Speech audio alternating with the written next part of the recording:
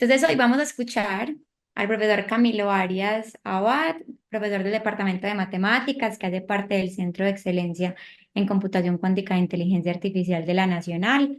Y como muy conectado con las charlas que escuchamos esta mañana, Camilo nos va a hablar de la matemática detrás de la computación cuántica, entonces algo de mecánica cuántica, de probabilidad y de computación.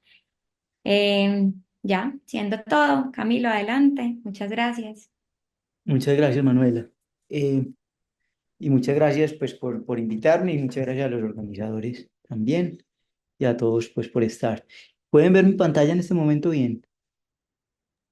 Sí, súper bien. Sí, listo. Entonces vamos a empezar. Pues Manuela me sugirió pues que hiciera una charla como una introducción a la estructura matemática de la computación cuántica. Entonces el título de mi charla es este, Mecánica cuántica, probabilidad y computación. Y lo que espero pues hacer en esta charla es mostrar cómo, yo no sé, pues la verdad es que no conozco muy bien a la audiencia, pues yo, pero espero bueno, espero que sea interesante pues por lo menos para algunos de ustedes.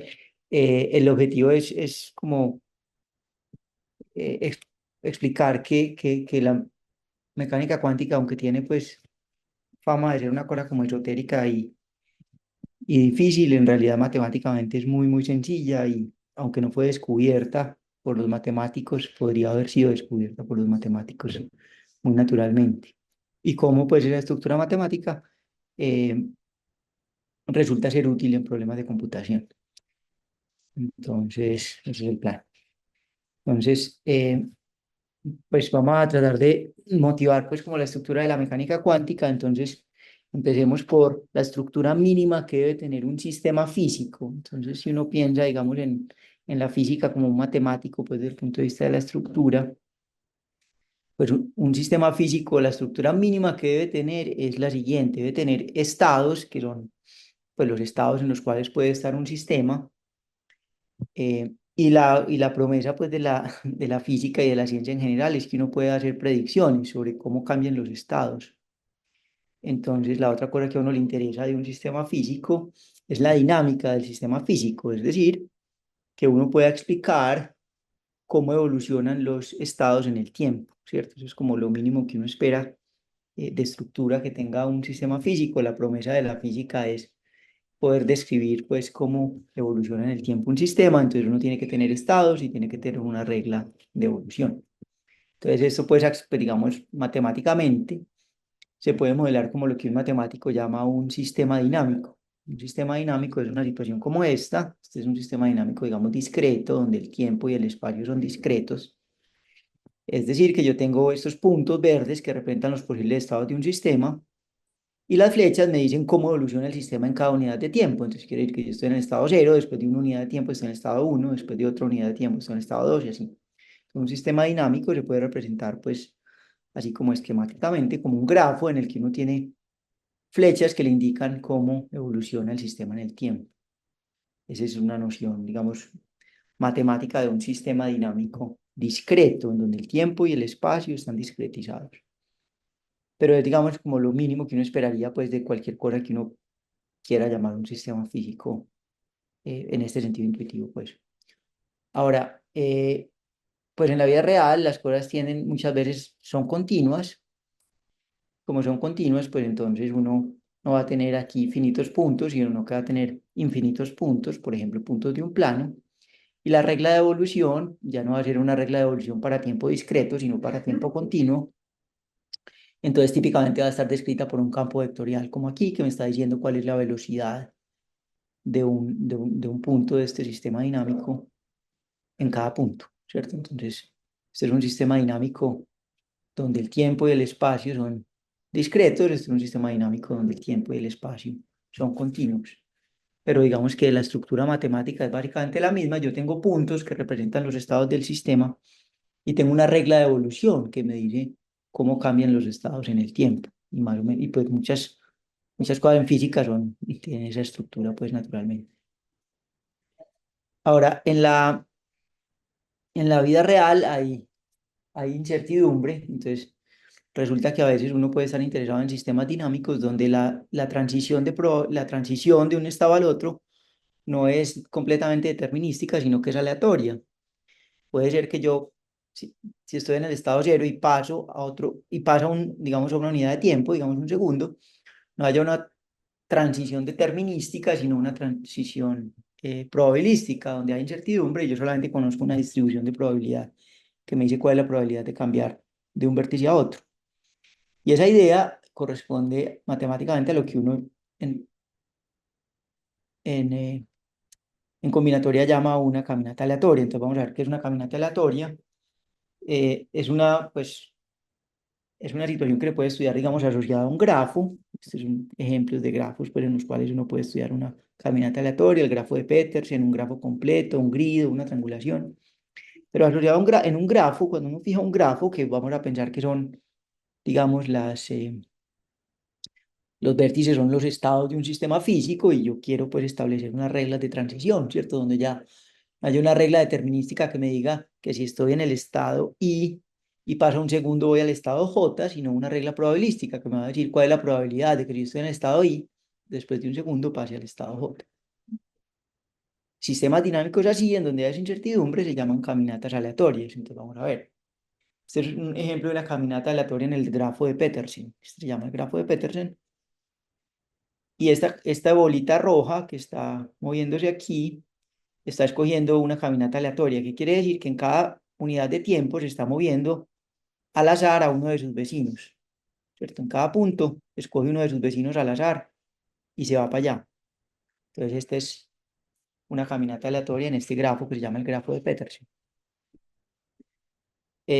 ¿Cuál es la estructura, digamos, cómo puede uno describir matemáticamente esta situación? Pues este grafo tiene asociada una matriz que se llama matriz de adyacencia. Hay una cosa que se me olvidó decir y que quiero decir, es que eh, yo creo que el tiempo, pues, para la presentación es más o menos flexible y pues a mí me gustaría que la presentación fuera como informal y que si hay preguntas o si hay comentarios, ustedes se sientan libres de hacerlos cuando quieran y me puedan interrumpir.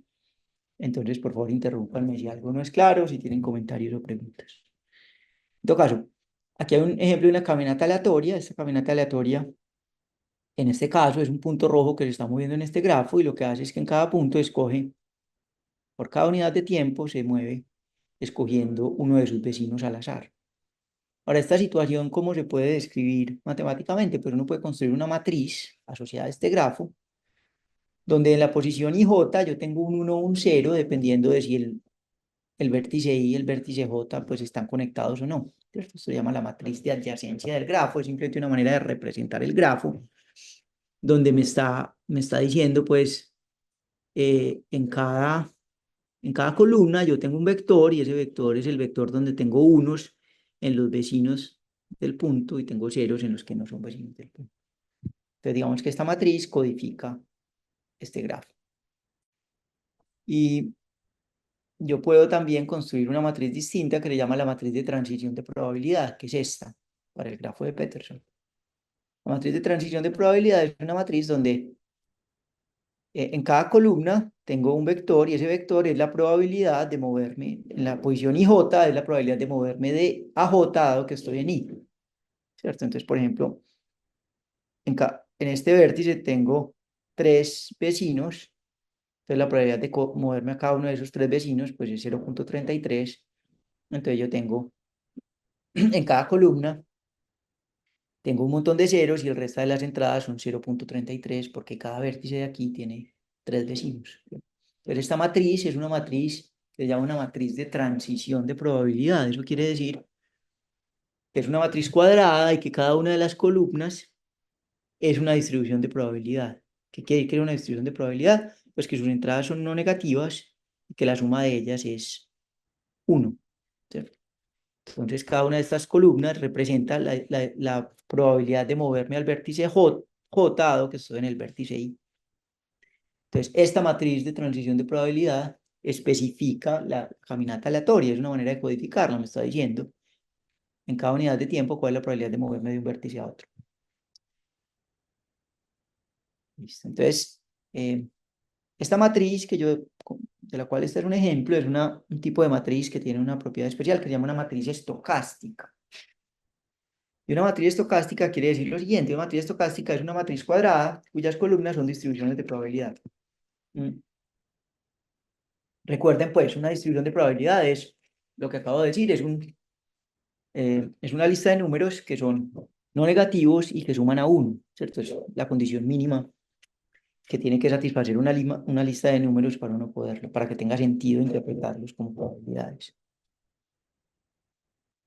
Una manera equivalente de describir una matriz estocástica es decir que una matriz estocástica puede ser una transformación lineal de Rn a Rn, pero dentro de los vectores en Rn hay unos vectores especiales que son las distribuciones de probabilidad, son los que tienen la probabilidad que acabo de decir, y las matrices estocásticas pues mandan distribuciones de probabilidad en distribuciones de probabilidad, ¿cierto? Entonces el espacio de todas las distribuciones de probabilidad es un espacio, digamos, geométrico, tiene la forma de un símplice generalizado, pues de un tetraedro pues en 3 dimensiones, o en general de un símplice en n dimensiones, y una matriz estocástica es una transformación lineal que preserva ese símplice. Es una condición, digamos, una manera más geométrica de escribir esta propiedad. Em, Esta es pues la condición que satisface una matriz estocástica, pero lo que es importante es que una matriz estocástica, en cada columna yo tengo una distribución de probabilidad. Entonces quiere decir que si tengo una matriz estocástica en la posición IJ, como yo la debo interpretar, es un número no negativo, y ese número no negativo es la probabilidad de moverme a J dado que estoy en I. Entonces, este es un ejemplo de una matriz estocástica. Entonces, la probabilidad de moverme de I a J es 0 aquí, aquí es 1/3 y así. Entonces, digamos que una caminata aleatoria está codificada por una matriz estocástica, como estas. Hay una propiedad interesante de las matrices, de las probabilidades de transición como las que acabamos de ver, y es lo siguiente: ¿qué pasa cuando uno toma potencias de la matriz P? Digamos que yo tengo aquí mi matriz P, digamos que esta la voy a llamar P. ¿Qué pasa cuando yo tomo potencias de P? Si yo tomo potencias de P, entonces como dije ahorita, P y J es la probabilidad de moverme de I a J en un paso. Pero si yo tomo la potencia késima de P y miro la entrada IJ de la potencia késima de P, este también tiene una interpretación probabilística. Este número es un número real no negativo y tiene una interpretación, es la probabilidad de moverme de la posición I a la posición J, ya no en un paso, sino en K pasos. Entonces, no solamente la matriz P tiene las entradas de la matriz P tienen una interpretación como una probabilidad, sino que las entradas de todas las potencias de P se pueden interpretar como una probabilidad. Es la probabilidad de moverme de I a J, pero ya no en un paso, sino en K pasos. Y la razón es esta: si yo calculo la entrada IJ de P a la K, pues me va a quedar esta suma. Y esta suma es la suma de todos los caminos que van de I a J. Para los que sean físicos y hayan visto pues como ideas como la integral de Feynman, esta es como la versión 0.0.0 de la integral de Feynman, donde la probabilidad de moverme de I a J es una suma sobre todos los caminos que van de I a J de la probabilidad de ese camino. Entonces, en esta matriz estocástica, las potencias, cuando yo tomo las potencias de P y miro sus coordenadas, eh, esos números son probabilidades. Aquí hay un ejemplo, ¿cierto? Yo tengo, por ejemplo, este grafo y yo quiero ver cuál es la probabilidad de moverme de este vértice, que lo voy a llamar A B. Entonces, para calcular la probabilidad de moverme de A a B en 1, 2, 3, 4, 5, 6 pasos, lo que tengo que hacer es calcular la entrada A B de P a la 6. Si ustedes lo calculan, como todos estos caminos tienen la misma, pues cada paso, cada vértice tiene 4 vecinos, entonces la probabilidad es 1/4 a la 6 para cada camino. Y como hay 20 caminos, esta probabilidad es 5 dividido por 1024. Entonces quiere decir que si usted tuviera un grid, la probabilidad de moverme de A a B en un grid en 6 pasos es 5 dividido 1024. Pero el punto que quiero hacer es que esta probabilidad se puede calcular como una suma sobre todos los caminos. Y esta idea de la suma sobre todos los caminos es pues fundamental en la mecánica cuántica. Eh, entonces esta es la idea de una caminata aleatoria. Una caminata aleatoria tiene una estructura matemática muy sencilla, está completamente determinada por una matriz estocástica. Esa matriz estocástica, las entradas de ella tienen una interpretación probabilística, es la probabilidad de mover medida J en una unidad de tiempo, pero además sus potencias tienen también una interpretación probabilística, la probabilidad de mover medida J en K unidades de tiempo. Ahora, como dijimos ahorita, los sistemas dinámicos, eh, pues, tienden a ser continuos, pues porque, a veces, porque en la física, pues uno normalmente modela el tiempo como una variable continua y también el espacio como una variable continua. Entonces vamos a tratar de hacer una versión de esta caminata aleatoria, pero donde el tiempo es continuo. ¿Qué quiere decir esto? Fíjense que aquí yo tengo una unidad de tiempo. Yo al principio tenía la matriz estocástica que me decía qué pasa después de una unidad de tiempo. Si quiero saber qué pasa después de K unidades de tiempo, pues simplemente tengo potencias de la matriz P, que me dice qué es lo que va a pasar después de K unidades de tiempo. Entonces todo está determinado por la matriz P. Pero si yo quiero tener un tiempo continuo, entonces lo que yo necesito es lo siguiente. Yo necesito tener para cada t, donde t es el valor del tiempo, para cada t y para cada s, quiero tener una matriz estocástica que me va a decir la probabilidad de transición, las probabilidades de transición después de t unidades de tiempo, pero donde t ahora es un número real, positivo, digamos. Yo quiero mirar hacia el futuro. Y la propiedad especial, la que es importante que satisfaga esto para que tenga sentido llamar una caminata aleatoria, es que pues la probabilidad de transición después de t más s segundos es lo mismo que la probabilidad de transición después de s segundos compuesto con la probabilidad de transición después de t segundos. Esto simplemente está formalizando la idea intuitiva y obvia de que esperar s más t segundos es lo mismo que esperar s segundos y después esperar t segundos, ¿cierto? Pues eso intuitivamente debería ocurrir y si uno impone esa intuición como un axioma pues de lo que uno quiere que satisfagan estas matrices, pues le queda esta ecuación. Entonces, la pregunta para una caminata aleatoria donde el tiempo es continuo se convierte en ¿cómo hace uno para satisfacer esta ecuación? Es decir, yo estoy buscando para cada t una función, una matriz estocástica que satisfagan estas condiciones. Entonces resulta que esto tiene una solución muy sencilla que viene, digamos, pues que viene simplemente de la teoría pues de ecuaciones diferenciales ordinarias. La condición de multiplicatividad de esta, cuando yo simplemente derivo con respecto a s o respecto a t, se convierte en esta ecuación diferencial.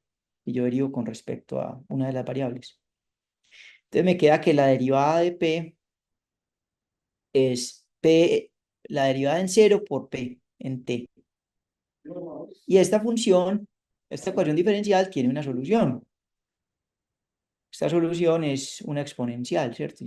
Fíjense que esto pues simplemente está diciendo que yo tengo una función cuya derivada es un múltiplo de ella misma.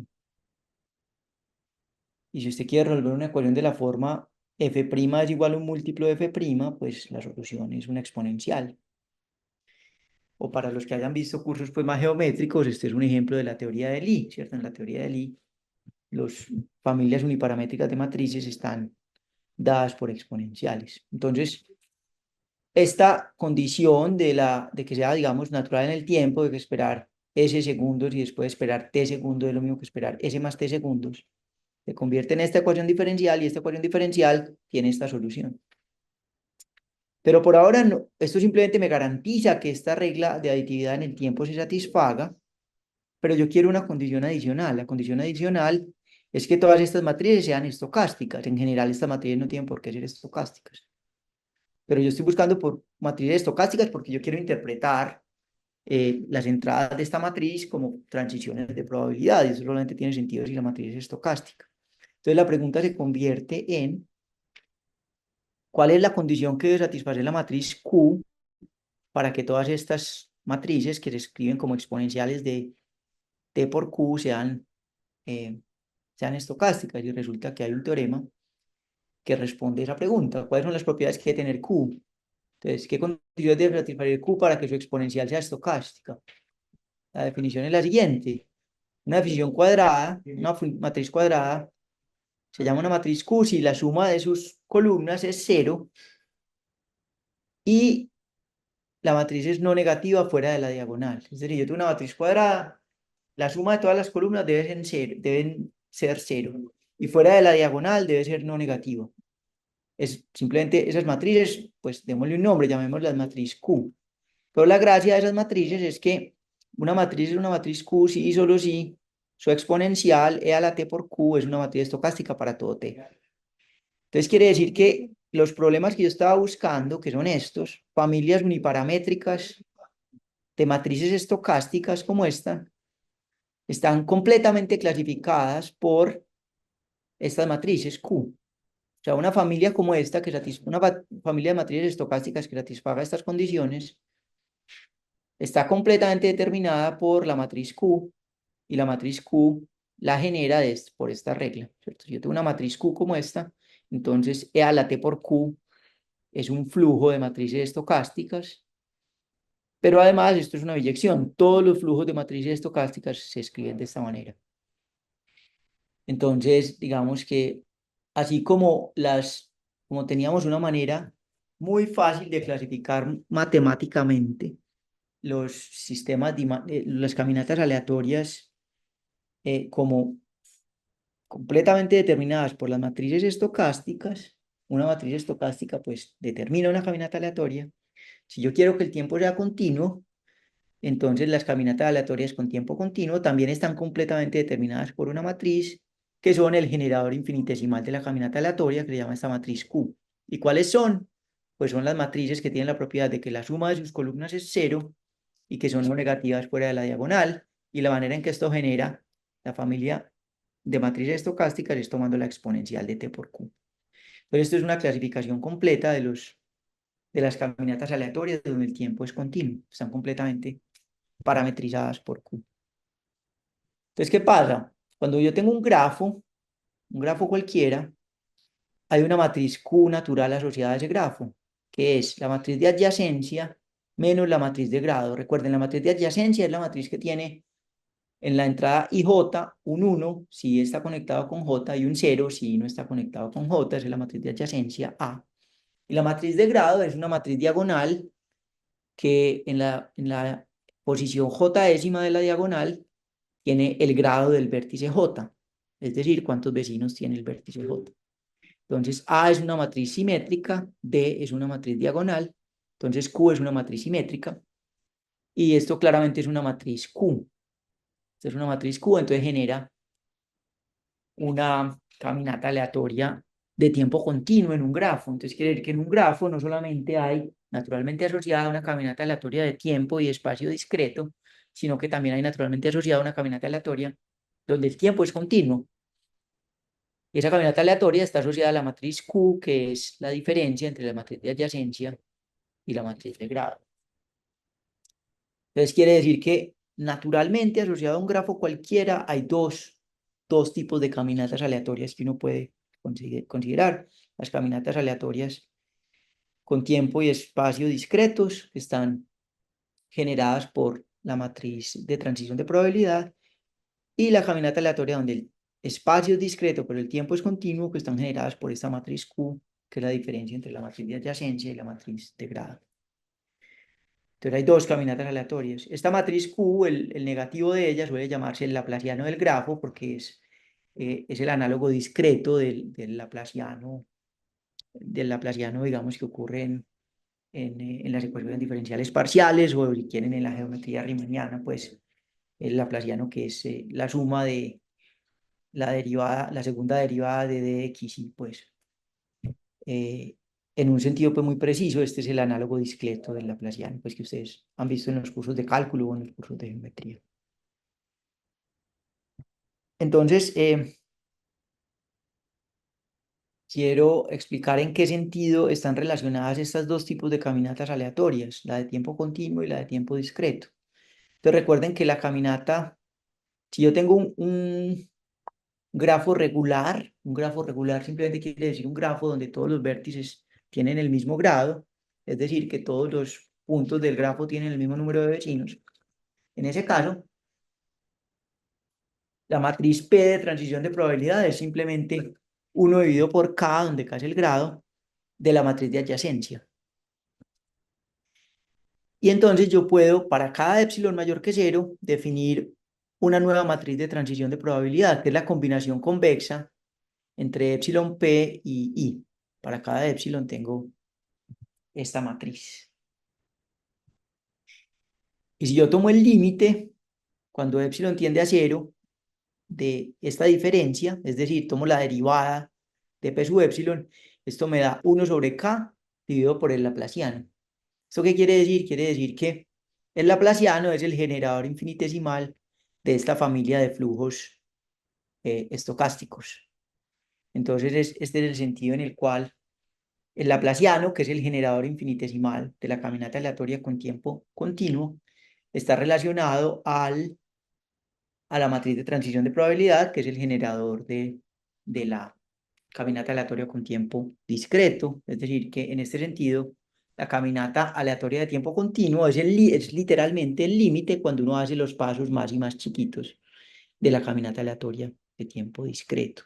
Entonces, como uno esperaría, pues estos dos son caminatas aleatorias, que son procesos estocásticos que uno está asociando intrínsecamente al grafo, y efectivamente, pues están relacionadas en el sentido de que la caminata de tiempo continuo es el límite cuando uno hace el paso, la unidad de tiempo muy chiquita de la caminata aleatoria eh, en tiempo discreto. Entonces ahora el punto, pues yo por ahora lo estoy motivando pues puramente como desde la teoría de probabilidad y la teoría de caminatas aleatorias, pero la mecánica cuántica, para los que no sean físicos, para los que sean físicos, seguro la mecánica cuántica es otra cosa, pero si uno es un matemático puede pensar que la mecánica cuántica es simplemente una generalización de la historia que les acabo de contar, donde en vez de tener un flujo de matrices estocásticas, yo voy a tener un flujo de matrices unitarias. Entonces recuerden que una matriz unitaria es una matriz cuadrada con entradas que son números complejos, que tiene la propiedad de que preservan el producto interno que hay en los números complejos. Es decir, una matriz unitaria es el análogo en el mundo complejo de una rotación, de una matriz de rotación en los números reales. Un tipo pues, de transformación lineal que es muy geométrica y muy natural desde el punto de vista de las matemáticas. Son simplemente las rotaciones que ocurren en el mundo, en la geometría compleja. Y hay varias razones por las cuales las matrices unitarias, digamos desde el punto de vista puramente matemático, se comportan mejor que las matrices estocásticas. Por ejemplo, las matrices estocásticas no forman un grupo. Si usted tiene dos matrices estocásticas y las multiplica, eso sí le da una matriz estocástica, entonces es casi un grupo, pero no es un grupo porque las matrices estocásticas, primero que todo, no tienen que ser invertibles, entonces pues no pueden formar un grupo, pero aun cuando son invertibles, su inversa no tiene que ser estocástica. Entonces quiere decir que digamos, como estructura algebraica, desde el punto de vista pues de las matemáticas, el espacio de las matrices estocásticas es mucho menos natural y se comporta eh, de manera menos natural que las matrices unitarias, porque a diferencia de las matrices estocásticas, las matrices unitarias sí forman un grupo. Entonces, la mecánica cuántica es lo que ocurre cuando uno coge una caminata aleatoria como las que yo les acabo de describir y reemplaza la condición de que... Camilo, Sí, discúlpame, Camilo, tengo una sí, preguntita. sí, ¿Las claro. matrices estocásticas forman un espacio vectorial? No, No, tampoco. bueno, entonces tampoco una algebra, listo. Tampoco forman un Listo. espacio vectorial, no. Ah, Tienen, listo. las matrices estocásticas tienen, digamos, la estructura topológica, tienen la estructura como un producto de símplices. Entonces, son un Mm, espacio compacto, son un espacio finito, pero son un espacio con frontera. Entonces, en particular, es un espacio muy asimétrico. Como es un espacio muy asimétrico, pues no tiene chance de ser un grupo, ni tampoco una. listo. Listo, muchas gracias. Con mucho gusto. Em, entonces, estaba diciendo una cosa. Bueno, el Laplaciano, antes dije, entonces yo lo que digo es, estoy tratando pues como de motivar la mecánica cuántica, como digo, la mecánica cuántica se inventó pues tratando de resolver problemas, de explicar experimentos físicos muy complicados y es como normalmente se enseña, pero desde el punto de vista de un matemático, de las matemáticas, uno podría presentar la mecánica cuántica simplemente como una generalización de una caminata aleatoria, donde yo simplemente voy a pedir que yo tenga en vez de una familia de matrices estocásticas, como las que acabo de describir, una familia de matrices unitarias. Entonces, esta es la idea. Si yo en vez de tener, como teníamos ahorita, ¿cierto? Una familia de matrices, aquí está. Estaba pidiendo pues una caminata aleatoria de tiempo continuo. Yo tengo una familia de matrices estocásticas que satisface esta regla. Pues yo puedo cambiar la palabra estocástica por la palabra unitaria, que desde el punto de vista de las matemáticas es muy natural, como les digo, porque las matrices unitarias pues tienen mejores propiedades matemáticas que las matrices estocásticas, pero además pues tienen también una interpretación probabilística que ya les voy a decir. En todo caso, si usted define como una caminata aleatoria cuántica una familia de matrices estocásticas que satisface esta propiedad, donde ya P no es estocástica sino unitaria, entonces uno llega a esta situación, no llega a que el caso estocástico, pues teníamos esta ecuación diferencial, ¿cierto? Que la derivada con respecto a t de p sub t era el laplaciano por p sub t. Si yo quiero tener una familia de matrices que sea unitaria, ya tengo que poner aquí una i. O sea, matemáticamente, pues, es cambiar un menos por una i, pues. Y esta ecuación se llama la ecuación del calor. Es un proceso difusivo y describe cómo se propaga el calor. Pero matemáticamente la cosa es tan sencilla como que yo cambio este menos que hay aquí por esta i, y esta ecuación ya le llaman la ecuación de Schrödinger, que es la ecuación fundamental de la mecánica cuántica. Entonces, así como las soluciones de esta ecuación me dan flujos estocásticos, que son estos, las soluciones de esta ecuación me dan flujos unitarios, que son estos. Entonces, de la misma manera que las caminatas aleatorias de tiempo continuo estaban parametrizadas por la matriz Q, que generaba el flujo, las caminatas aleatorias cuánticas de tiempo continuo están parametrizadas eh, por el hamiltoniano, Profesor, que disculpe, es antisimétrico, ¿sí? ¿qué relación puedo establecer entre las matrices unitarias y las matrices estocásticas? Esa es una pregunta muy buena, ya te voy a decir. Ok, Esa es una pregunta muy buena, de hecho yo tenía aquí una diapositiva sobre eso. Esta es la relación. Si usted tiene una matriz unitaria, recuerden, la matriz unitaria quiere decir que cada uno de estos vectores, la matriz estocástica quiere decir que todos los vectores eh, son distribuciones de probabilidad. En la matriz unitaria lo que yo tengo es que todas las columnas sean vectores de norma 1, en la norma pues L2 de C a la N, pero además que son ortonormales, ¿cierto? Eso es lo que quiere que la matriz sea unitaria. Es decir, que las columnas sean una base ortonormal de C a la N. Pero entonces hay una relación, perdón un segundo.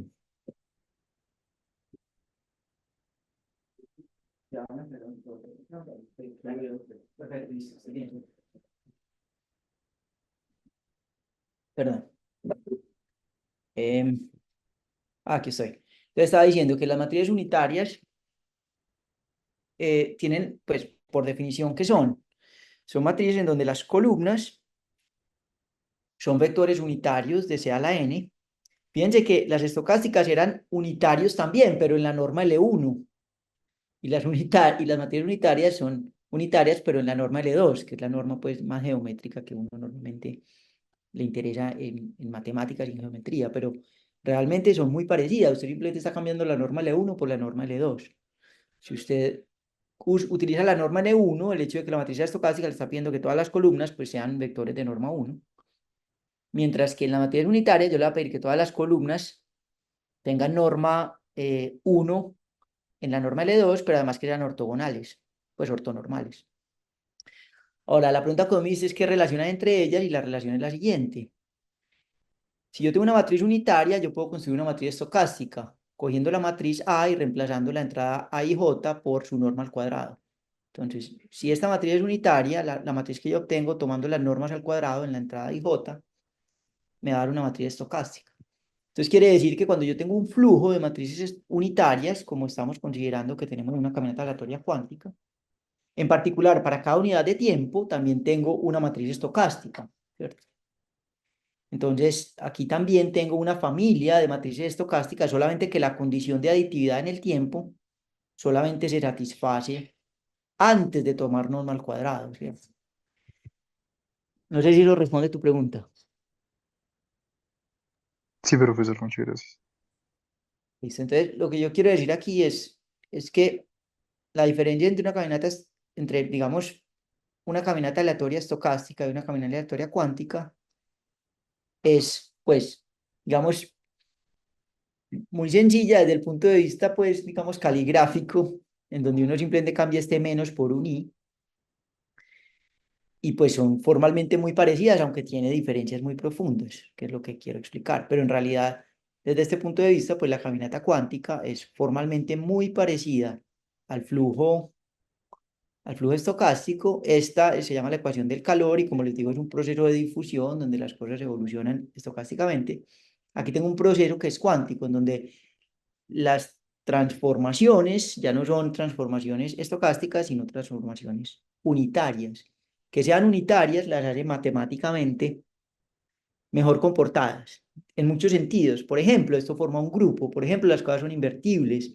Por ejemplo, usted puede sacar raíces cuadradas, ¿cierto? Tiene muchas propiedades matemáticas más bonitas y más elegantes. Entonces, en cierto sentido, eh, pues yo creo que desde el punto de vista, digamos, de las matemáticas, uno puede pensar que la mecánica cuántica es simplemente la generalización de la teoría de la probabilidad, donde usted cambia la norma L1 por la norma L2 y obtiene una teoría más geométrica.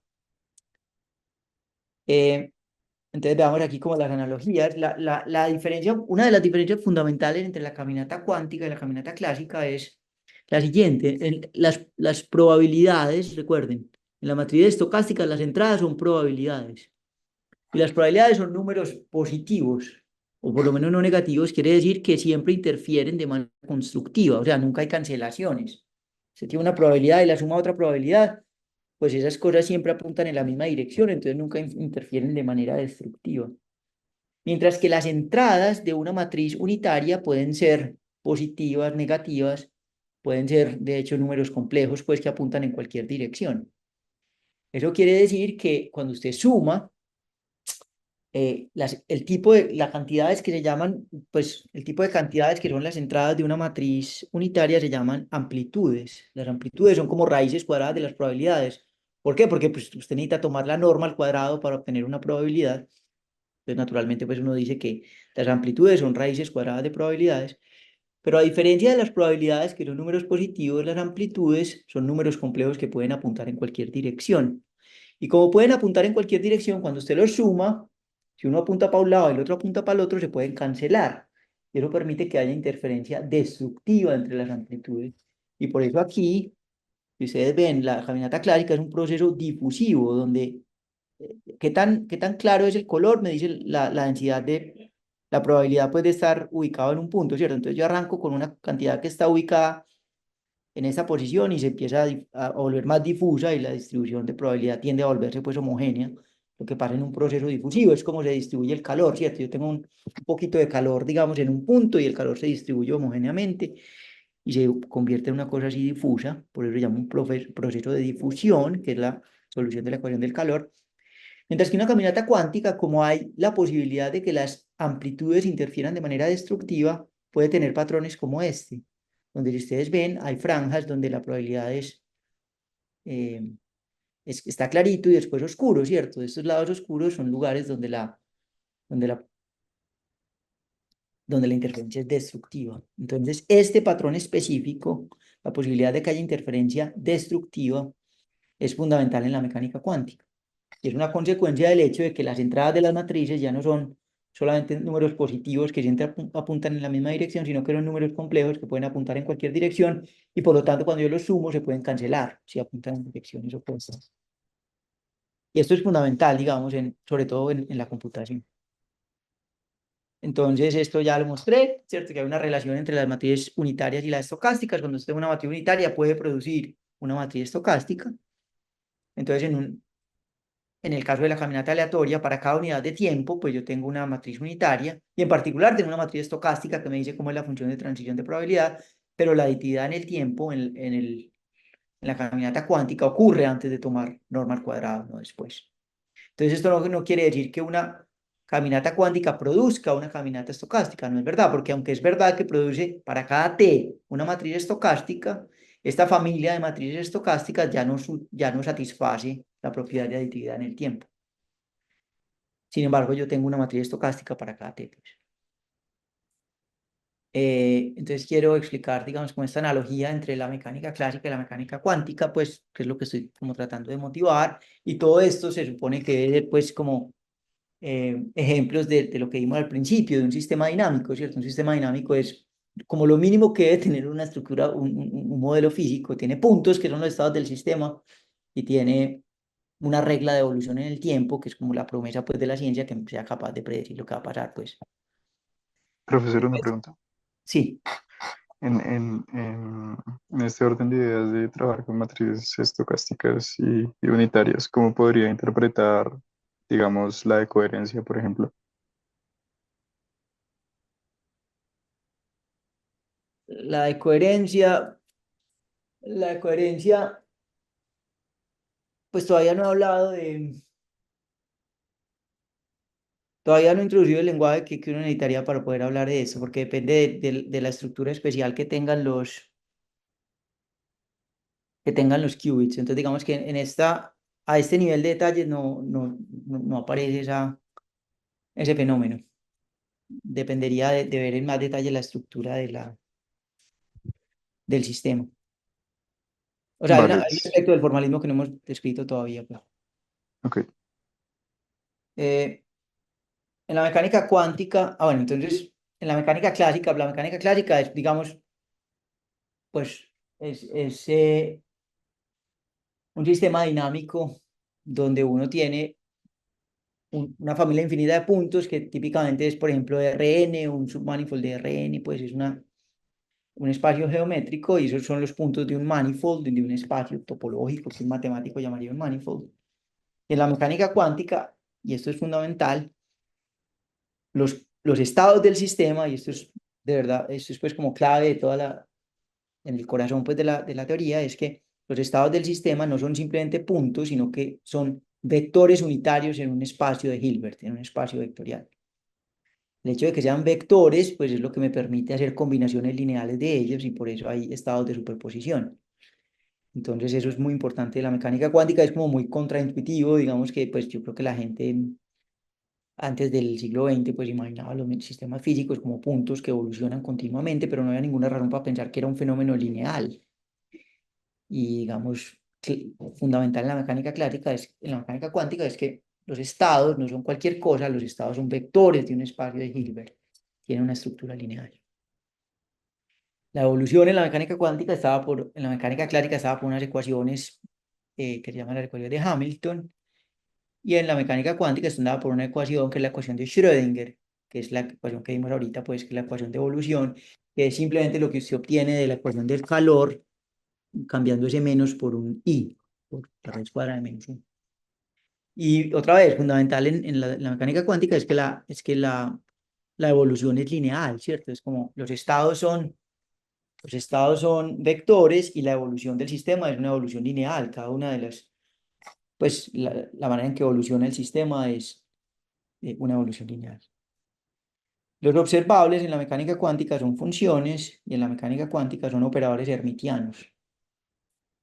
Entonces, digamos que esto digamos, es como la descripción desde el punto de vista con el que arrancamos, de que la física, pues, la estructura mínima que debe tener la estructura de un sistema dinámico, y estos son los sistemas dinámicos de la mecánica clásica, estos son los sistemas dinámicos de la mecánica cuántica. Entonces, la mecánica cuántica tiene la estructura que postulamos que debería tener un sistema físico, ¿cierto? Tiene unos puntos que son los estados, tiene una regla de evolución, pero esa regla de evolución es muy especial. Primero, los estados son vectores de un espacio de Hilbert, eso es muy especial y no es como lo que la gente intuitivamente había esperado. Y la evolución es también lineal, y es la solución de la ecuación diferencial de Schrödinger que mencionamos ahorita. Pero digamos, desde el punto de vista de la historia que estoy contando, es una generalización muy natural desde el punto de vista, digamos, de la matemática pura y de la geometría de una caminata aleatoria. Entonces ahora, esta primera parte, hasta aquí he estado hablando como de mecánica cuántica. Ahora quiero decir algo de computación. Entonces, qué tiene que ver esto con computación? Entonces, aquí sí llegamos a la computación cuántica. Entonces, pues como muy axiomáticamente, pues muy en general, ¿qué es un computador? Un computador es un sistema físico, solamente que uno decide, pues el computador aquí en el que yo estoy haciendo esta presentación, pues es un sistema físico, es un sistema físico del mundo, pero yo decido interpretar que lo que sea que este sistema me muestra cuando yo hundo un botón, pues lo va a interpretar como el resultado de un cómputo, ¿cierto? Ese sistema físico evoluciona, las cosas cambian y unos píxeles se ponen de unos ciertos colores, pero yo decido que los colores de esos píxeles tienen una interpretación que a mí me interesa y eso lo llamo un cómputo. Eso es un computador. Entonces hay una idea que tuvieron, que normalmente se atribuye pues a dos personas, que son Richard Feynman, el físico, y David Deutsch. Eh, Se les atribuye a ellos pues esta idea normalmente como en los años 70, 80. Y es que ellos se dieron cuenta que hacer simulaciones de sistemas cuánticos era muy difícil. Entonces ellos dijeron, tuvieron una idea pues muy, como muy sencilla, pero también muy profunda. Es decir, bueno, si es muy difícil coger un computador y simular un sistema cuántico, más bien redefinamos lo que es un computador y tratemos de construir computadores donde el aparato que está evolucionando, pues se comporte de acuerdo a las reglas de la mecánica cuántica. Entonces, si un computador es un sistema mecánico o eléctrico o electrónico, que tiene la propiedad de que yo interpreto los estados del sistema con el resultado de un cómputo, pues ellos dirán, hagamos lo mismo, pero con un sistema que sea un sistema fundamentalmente cuántico. Y la motivación de ellos era que simular clásicamente sistemas cuánticos era muy difícil, entonces dijeron, no, pues más bien tomemos el sistema cuántico mismo como un computador. Y la idea resultó ser pues resultó ser una idea muy buena, ¿cierto? Entonces, un computador clásico que es, si uno lo quiere interpretar implementar físicamente, pues usted lo que necesita es un circuito eléctrico que, que implemente físicamente cada una de las operaciones lógicas, un circuito lógico, y con eso usted puede computar cualquier cosa, ¿cierto? Un computador clásico es una manera física que típicamente es eléctrica de implementar las operaciones lógicas fundamentales, que son OR, AND, las operaciones lógicas básicas. Si usted hace esas operaciones muchas veces, pues puede hacer cualquier cómputo que usted quiera, y un computador es simplemente eso, es la implementación física de la lógica, pues, de las operaciones lógicas básicas, y la observación de que usted es capaz de implementar físicamente todas las operaciones lógicas básicas.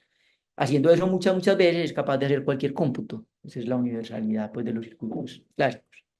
Entonces, en un circuito cuántico uno hace lo mismo, pero excepto que ya la evolución del sistema, el sistema que está evolucionando, en vez de ser este circuito eléctrico, es un circuito cuántico donde cada una de estas, en vez de tener compuertas lógicas como estas, voy a tener operadores unitarios como estos. Cada uno de estos cuadraditos rojos se llaman compuertas de Hadamard, o en general van a ser otras transformaciones unitarias, ¿cierto? Son matrices unitarias, porque esa es la regla fundamental de la mecánica cuántica, que la evolución de un sistema es una matriz unitaria. Entonces, en vez de tener un sistema eléctrico donde yo implemento operaciones lógicas, yo tengo un sistema cuántico donde yo implemento matrices unitarias. Entonces, un circuito clásico se ve como esto, y un circuito cuántico es, yo tengo un montón de vectores, y esos vectores evolucionan, recuerdo, a unas matrices unitarias, y esa evolución es lo que yo llamo el cómputo. Ese es el sistema físico que está evolucionando, y al final de la evolución del sistema yo hago una medición, y esa medición es lo que yo llamo el resultado del cómputo, el resultado del cálculo. Ese es el sentido en el cual el computador cuántico computa algo. Ese computa es una pura convención psicológica, de la misma manera que en el caso clásico es simplemente una máquina que hace un montón de cosas, y al final el estado final de esa máquina yo lo voy a interpretar como el resultado de un cómputo. Aquí es igual, ¿cierto? En vez de que la máquina sea pues mi computador en el que están moviendo unas cosas eléctricas, pues esto puede ser un sistema físico en el que está evolucionando un sistema físico, y el estado al final de esa evolución se va a llamar yo el resultado del cómputo. Yo creo que una cosa importante aquí es que, digamos que la operación fundamental en los circuitos clásicos son las operaciones lógicas, AND, OR, ¿cierto? Las operaciones lógicas básicas, mientras que en la mecánica cuántica las operaciones fundamentales son matrices unitarias, ¿cierto? Cada una de estas se llaman compuertas, pues son matrices unitarias. Ahora, ¿Cuál es la gracia de la computación cuántica? Entonces, lo primero que hay que decir es que no es verdad que con los computadores cuánticos usted pueda computar más de lo que podía computar antes. Todo lo que una primera cosa yo creo es lo que sea que usted pueda computar con un computador cuántico, lo puede computar en un computador clásico. ¿Por qué? Porque al fin de cuentas, todo esto son matrices unitarias. Usted podría coger toda esta matriz unitaria y escribirlas en un computador clásico y al final usted tiene que multiplicar un montón de matrices. Usted puede simular un circuito cuántico clásicamente. Entonces, no es que usted pueda calcular más cosas que antes. Un computador cuántico se puede simular clásicamente. Es muy ineficiente y se demoraría mucho tiempo, pero no es que usted pueda computar más cosas de las que podía computar antes. Puede computar las mismas cosas que antes. Entonces, no es que era una cosa mágica que le permite computar más cosas. Aquí hay un, digamos, un mapa de las clases de computación, ¿cierto? Algunas de las más importantes. P son los problemas que se pueden computar en tiempo polinomial con un computador clásico, que son, por ejemplo, decidir si un grafo es conexo, decidir si un número es primo, cosas de ese estilo se pueden computar de manera eficiente con un computador clásico. Por aquí están los problemas NP completos, que son, por ejemplo, decidir cuántos colores se necesitan para pintar un mapa, el problema del agente viajero, llenar sudokus, calcular el número cromático de un grafo, pues todos estos son problemas NP completos. Noten que pues la pregunta de P igual a NP, pues que nadie sabe, pues podría ocurrir que estas dos clases fueran la misma, pero nadie sabe que sean iguales. Y se espera que no sean iguales, pues pero no existe una prueba, entonces pues se espera que esta clase NP sea estrictamente más grande que P, pero pues no se sabe. Pero digamos la clase que es importante para la computación cuántica es esta que se llama BQP. BQP quiere decir Bounded Error Quantum Polynomial Time. Entonces quiere decir son aquellas cosas que se pueden computar de manera eficiente, pero ya no con un computador clásico, sino con un computador cuántico. Entonces aquí lo que ven ustedes es que BQP es estrictamente, es posiblemente más grande que P. Es decir, hay problemas que se sabe que están en BQP, pero que no se sabe que están en P. El problema más famoso, y digamos que fue pues una de las razones por las cuales el interés en la computación cuántica pues, se intensificó mucho en los años 90, es el teorema que se llama el teorema de Shor, el teorema que probó un matemático que se llama Peter Shor en 1994, que probó que el problema de factorizar números, si yo le doy un número muy grande, digamos un número con 500 dígitos, si yo le, o con, pues sí, o con 200 dígitos, y le digo factorice ese número en sus factores primos, ese es un problema que nadie sabe cómo resolver con un computador clásico. Sin embargo, el teorema que probó Shor, y les voy a mostrar más o menos cómo funciona, es que si uno tuviera un computador cuántico, podría factorizar números muy grandes en tiempo polinomial. Y digamos que eso ocurrió en 1994 y ese fue el detonante pues, de mucha actividad en el área y eso causó pues mucho interés porque el problema de factorizar números no solamente es interesante desde el punto de vista de las matemáticas, como un problema abstracto de las matemáticas, sino que es un problema con muchas aplicaciones prácticas que ya les voy a mencionar. Entonces, vamos a ver por qué el problema de factorizar es importante. Es importante, digamos, prácticamente más allá de su interés, pues puramente matemático. Entonces, la situación es la siguiente. Supongamos que yo les doy a ustedes dos números primos. Estos son dos números primos que son congruentes con 2 módulo 3 y que tienen más o menos 150, sí, más o menos 150 dígitos. Si, si yo les doy a ustedes estos dos números, ustedes los pueden multiplicar. Si ustedes los multiplican, les va a dar este número de acá. Multiplicar estos dos números es más o menos fácil, uno lo puede hacer en cualquier computador, se demora menos de un segundo. Sin embargo, si ustedes, yo les doy n, yo aquí pues, créanme que P y Q son primos, y n es el producto de P y Q, es decir, que la descomposición de n en factores primos es esta, es P y Q. Pero si yo a ustedes les doy solamente n y les digo, encuentren los factores primos de n, va a ser muy difícil que ustedes lo encuentren. ¿Qué quiere decir que sea muy difícil? Quiere decir que la gente cree que nadie sabe cómo hacer eso. Este es un problema que nadie sabe cómo resolver en tiempo, pues en menos de, digamos, años de cómputo. Es decir, este problema computacionalmente nadie sabe cómo resolverlo. Digamos, esta instancia del problema no se puede resolver con los computadores que hay en este momento, nadie sabría cómo resolver ese problema. Sin embargo, los computadores cuánticos, lo que probó Shor es que si usted tuviera un computador cuántico, usted podría que le den n y usted encontrar p y q de manera eficiente. Ahora, ¿por qué es que este problema le importa a la gente? La razón por la cual este problema le importa a la gente es porque la creencia, el hecho de que la gente crea que este problema es difícil, de esa creencia depende toda la comunicación electrónica que se utiliza en Internet para mandar mensajes de manera segura en Internet. Entonces esto le llama el sistema de criptografía RSA, que les quiero mostrar aquí. Entonces el sistema de criptografía RSA, ¿qué es? Es una manera como funciona en realidad. Esto no es una cosa de juguete, es como funciona en realidad la comunicación en Internet. ¿Cuál es el problema? El problema es, digamos, que yo soy su banco. Entonces yo necesito que usted me mande información privada acerca de su cuenta, por ejemplo, la clave de su tarjeta, pero yo necesito que cuando usted me la mande, pues yo la pueda leer, pero nadie más la pueda leer. Es decir, ¿cómo hago yo para que usted me mande de manera segura información que yo necesito saber que proviene de usted? Y el protocolo que se usa para hacer esa comunicación segura se llama el criptosistema RSA, que quiere decir Rives, Shamir y Adelman, y que funciona solamente, o mejor dicho, es seguro solamente si factorizar es difícil. Si la gente fuera capaz de factorizar, este sistema sería inseguro y la gente podría leer su tarjeta de crédito.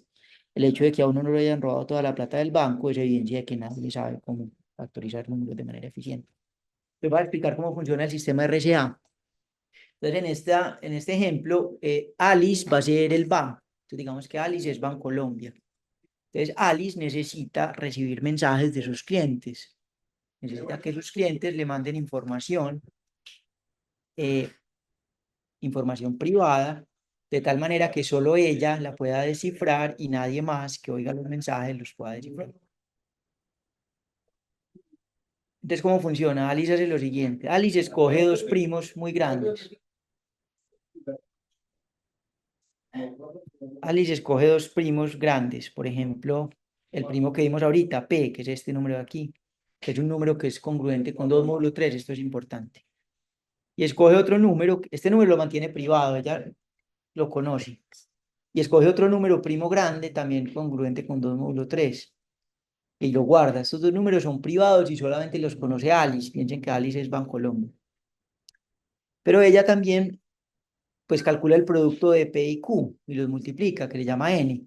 Y este número lo publica. Por ejemplo, lo pone en su página web. En la página web de Bancolombia dice, esta es mi llave pública, N. Ahora hay una persona que es Bob, que es el usuario, que es, digamos, pues, la persona que tiene una cuenta en el banco y que necesita mandarle un mensaje al banco. Entonces, esa persona va a usar esta llave pública para mandar información al banco. ¿Cómo lo hace? M es el mensaje que Bob quiere mandar al banco, por ejemplo, un número, por ejemplo, su número de cuenta. Entonces, no quiere mandar M porque si alguien intercepta el mensaje, pues lo puede leer. No quiere mandar M. Lo que va a hacer es encriptar el mensaje. ¿Qué quiere decir encriptarlo? Va a coger M, lo va a elevar al cubo y va a tomar su residuo módulo n. Fíjense que n es la llave pública que le dio Alice. Entonces esto lo puede hacer Bob sin problema. Coge m, que es su mensaje, lo eleva al cubo y toma su residuo módulo n. Y ese número lo llama m minúscula, que es el mensaje que él publica. Esto es el mensaje que él publica. Fíjense que toda la comunicación puede ocurrir de manera pública. Digamos que Alice es Bancolombia, puso este n en su página web. Y Bob también puede publicar este M minúscula en su página de Facebook o lo que sea. Ahora el punto es que Alice tiene una pieza de información que nadie más tiene. Todo el mundo conoce N, pero solamente Alice conoce P y Q. Aquí es donde estamos suponiendo que nadie es capaz de factorizar. Si alguien más pudiera factorizar, entonces ese alguien también tendría P y Q y podría hacer lo mismo que va a hacer Alice.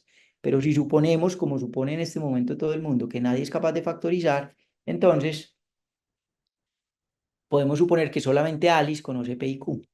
Y el hecho de que Alice conozca P y Q le permite encontrar a M mayúscula dado M minúscula de la siguiente manera. Lo primero que puede hacer Alice es calcular D, que es el inverso multiplicativo de 3 módulo phi de n. Recuerden, phi de n es pues es la función phi de Euler, es el número de números que sean relativamente primos con n, que sean menores o iguales que n. Esa es la función phi de Euler. Como phi es el producto de dos números primos, phi de n es p menos 1 multiplicado por q menos 1. Entonces, como Alice conoce P y Q, conoce phi de n, que es p menos 1 por q menos 1. Entonces, como conoce phi de n, puede calcular D, que es el inverso multiplicativo de 3 módulo phi de n. Y como pueda calcular D, puede coger m y elevarlo a la D y tomar residuo módulo n. Pero el teorema pues, de Fermat, pues de la aritmética modular, le dice a uno que m a la d, como d es el inverso multiplicativo de 3, garantiza que m a la d es lo mismo que m mayúscula módulo n. Entonces quiere decir que Alice puede calcular m mayúscula dado m minúscula.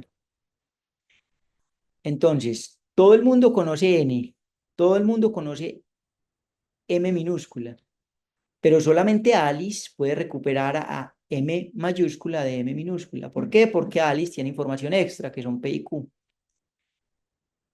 Nadie más conoce P y Q porque nadie más sabe factorizar a M, entonces nadie más puede calcular D, y si no puede calcular D, no puede calcular a M mayúscula.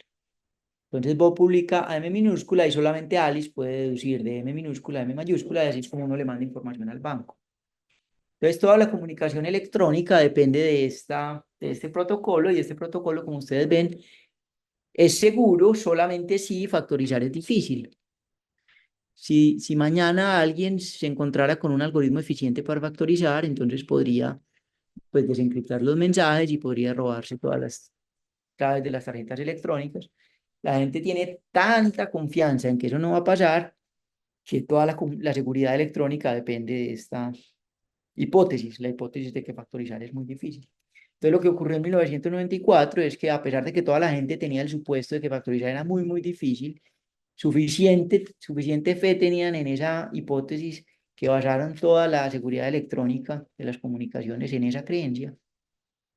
Peter Shor dijo, listo, es verdad, eso es muy difícil, pero con un computador cuántico yo podría factorizar eficientemente. Entonces la gente, pues, naturalmente se puso muy mosca porque, pues, eso inmediatamente indica que si los computadores cuánticos de verdad se pueden construir y ya eso es un problema de ingeniería, o sea, la estructura matemática, pues, es muy claro en que ese problema se puede resolver, ya la pregunta se vuelve una pregunta de implementación, cuándo, pues, el problema de ingeniería se puede resolver, pero el día que se resolviera, pues, este protocolo tendría que cambiarse.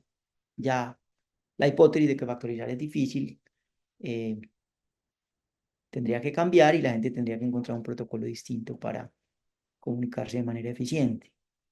Entonces ese es, digamos, uno de los algoritmos, uno de los grandes éxitos pues, de la teoría de la computación cuántica, que dice que efectivamente, aunque los computadores cuánticos no permiten computar más, porque en eso quiero hacer énfasis, no es que usted pueda computar cosas que antes no podía computar, usted puede simular un computador cuántico en uno clásico, se puede computar lo mismo, solamente que el tiempo que se requiere sería exponencial, mientras que hay problemas como el problema de factorizar, que en un computador cuántico son eficientes y en uno clásico no. Entonces este era el teorema de Shor, esta es una foto de Peter Shor, que probó este teorema en 1994. Y el teorema es que factorizar está en BQP. BQP quiere decir Bounded Error Quantum Polynomial Time, y son aquellos problemas que se pueden resolver de manera eficiente con un computador cuántico. Entonces, eso en particular quiere decir que si se pudieran construir un computador cuántico, entonces podrían factorizar números de manera eficiente y podrían entonces interceptar las comunicaciones electrónicas. Por eso, pues, esto es un problema pues, de seguridad pues, muy sensible. Y, y por eso, pues, bueno, entonces, a medida que se acerca, pues, la realidad, pues, que se puedan implementar ya físicamente los computadores cuánticos, pues, se hace más urgente la necesidad de reemplazar este protocolo. ¿Cómo funciona este algoritmo de Shor? Pues no tengo tiempo de dar los detalles, pero simplemente les quiero decir como la estructura general. El problema, lo que hace el algoritmo de Shor en realidad, pues como tiene solamente un paso donde se utiliza un computador cuántico. Entonces, en realidad, el algoritmo de Shor pues tiene, uno lo puede como separar en dos partes, una parte que es la parte como puramente cuántica y el resto es una parte que es clásica, que se correría en un computador clásico. Entonces, la parte cuántica es el problema, el siguiente problema.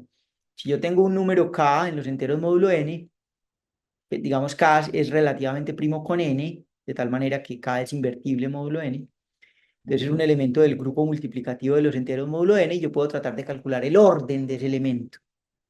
Calcular el orden de ese elemento en general es difícil y lo que se dio cuenta Shor es que si yo tuviera un computador cuántico, calcular el orden de este elemento se podría hacer de manera eficiente.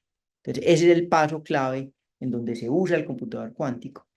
El computador, digamos, el circuito cuántico que se utiliza en este paso, en el problema de calcular el orden de un elemento en el grupo multiplicativo de los enteros módulo n.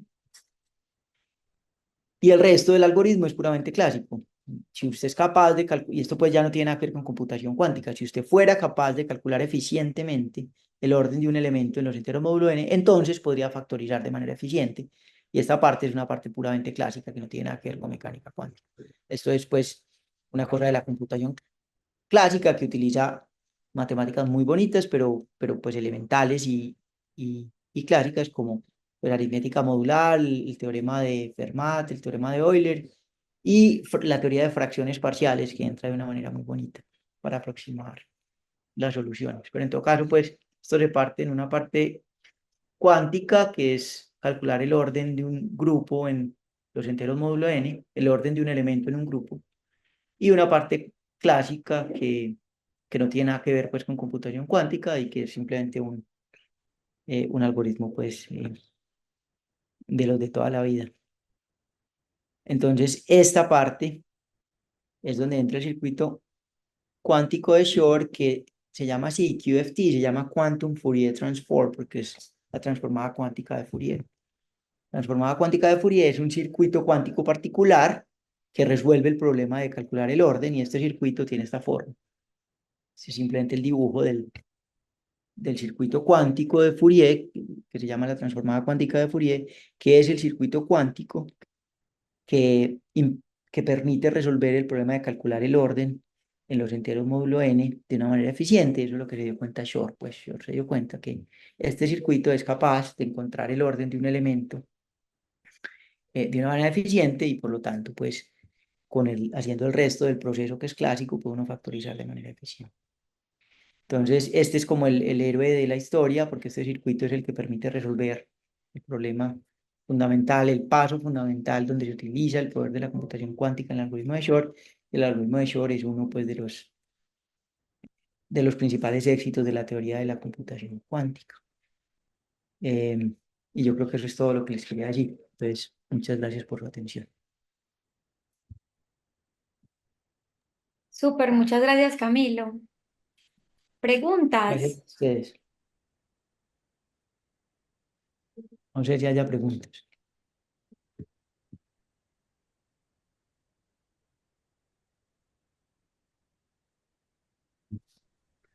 Camilo, muchas gracias.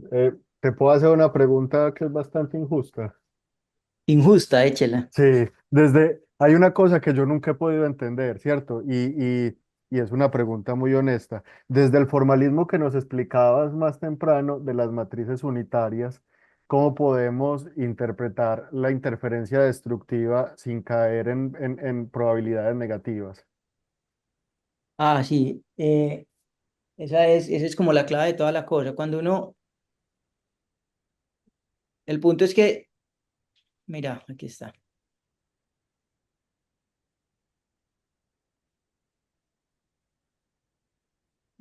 En este cálculo que hicimos, ¿cierto? Que yo quiero calcular la probabilidad de lo que pasa después de k unidades de tiempo, ¿cierto? Entonces lo que dijimos es que uno tiene que sumar, pues si yo quiero calcular la potencia k décima de una matriz, pues esta es la fórmula y me queda una suma sobre estas cosas. Ahora, en general, si yo estoy haciendo la versión unitaria de este cómputo, ¿cierto? En la versión estocástica, todos estos son números no negativos, entonces esto interfiere pues positivamente y esto pues nunca se cancela. Pero si estas son amplitudes, pues estos números complejos, y estos números complejos pueden interferir destructivamente, y entonces esto puede ser cero, por ejemplo, que es como lo que ocurre, que es lo que ocurre aquí. Es lo que ocurre aquí, ¿cierto? Aquí uno de estos patrones de interferencia, donde hay lugares donde la densidad de probabilidad es cero, ¿cierto? Donde esto está oscuro es porque hay alguna interferencia destructiva.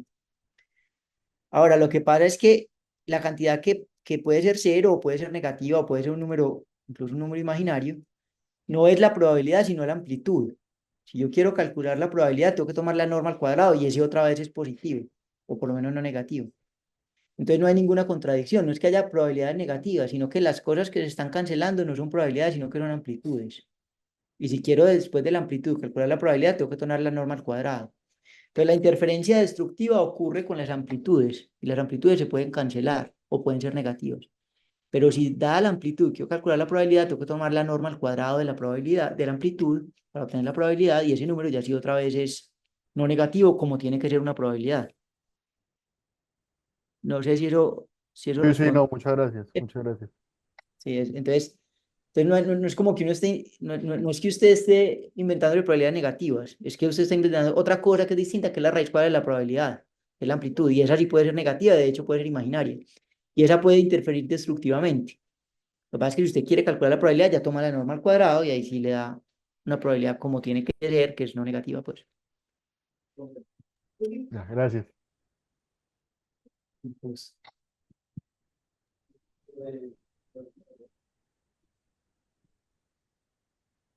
Bueno, súper. Entonces, si no hay más preguntas, creo que dejamos ahí por hoy. Daniel, ¿quieres decir algo para mañana? ¿Quieres decirnos qué va a pasar mañana? Claro que sí, claro que sí. Mañana tenemos, en la mañana vamos a hablar de optimización y va a estar Alejandro Giraldo que nos va a contar sobre las diferentes estrategias de optimización que hay ahorita reportadas en la literatura. Y a la tarde vamos a estar con Alberto Maldonado, que es un Qiskit Advocate y que nos va a enseñar a programar en Qiskit, resolviendo un tricky. Entonces, mañana tenemos un día bastante interesante. Espero que les hayan gustado las charlas de hoy. Vamos a usar el Muchas mismo gracias, link Camilo. Súper, súper y muchas interesante. gracias. muchas gracias a ustedes, muchas gracias. Sí. Bueno, entonces una feliz tarde y nos vemos mañana. Listo, muchas gracias. Hasta luego. Gracias a todos. Gracias, que estén bien, chao.